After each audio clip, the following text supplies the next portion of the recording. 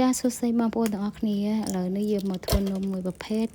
នំនេះគឺយើងអាចញ៉ាំពេលព្រឹកក៏បានពេលល្ងាចក៏បានចំពោះបងប្អូនដែលគាត់តមអាហារអញ្ចឹងណាបងប្អូនចំពោះគ្រឿងផ្សំរបស់យើងគឺមានតែពងមាន់នឹងឯងពងមាន់ក្រហម3គ្រាប់យើងបែងចែកជា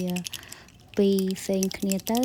ក្រហមផ្សេងហើយនឹងពណ៌សយើងទុកដោយឡែកយើងកូរក្រហមហ្នឹងជាមួយនឹងលាយអំបិលបន្តិចបងប្អូនចាហើយបន្តមកទៀតគឺខ្ញុំចិត្តស្វាយហ្នឹងគឺខ្ញុំយកជាច្បាស់ទូចដើម្បីយើងមិនចូលគ្នានៅជាមួយនឹងនំទៅឲ្យមានរសជាតិជូរផ្អែមឡំអញ្ចឹងណា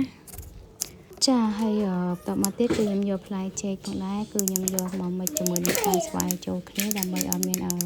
ជារសកាន់តែឈ្ងុយឆ្ងាញ់ផងដែរហើយបើសិនជាបងប្អូនមានផ្លែឈើផ្សេងក៏អាចដាក់បានដែរតាមចំណង់ចំណូលចិត្តអញ្ចឹងណាបងប្អូន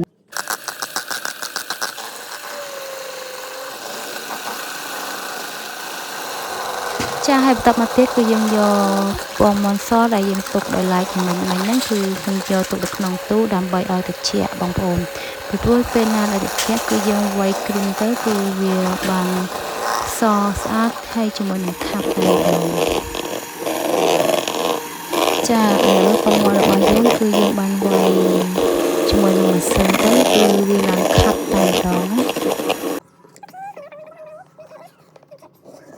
ចាបន្ទាប់ពីពងមាន់របស់យើងវៃបានខាប់ស្អាតហើយគឺខ្ញុំយកពងមាន់ក្រហមហ្នឹងគឺមកចាក់ចូលជាមួយនឹងគ្រីមដែលយើងវៃខាប់មិញហ្នឹងណាគឺយើងមកចូលគ្នាមិនបន្ទាប់មកទៀតហើយគឺយើងនឹងយក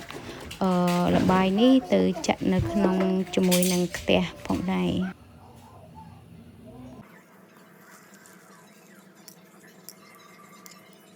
ចាឥឡូវហ្នឹងគឺខ្ញុំបានចាក់ទៅក្នុងខ្ទះហើយពណ៌វាហ្នឹងរៀងខ្លោចតិចតែមិនអីទេតែរសជាតិគឺឆ្ងាញ់ចាដូចខ្ញុំជម្រាបបងប្អូនទាំងអស់គ្នាអញ្ចឹងនំនេះយើងអាចធ្វើពេលព្រឹកក៏បានពេលល្ងាចក៏បានគឺល្អចំពោះសុខភាពដែល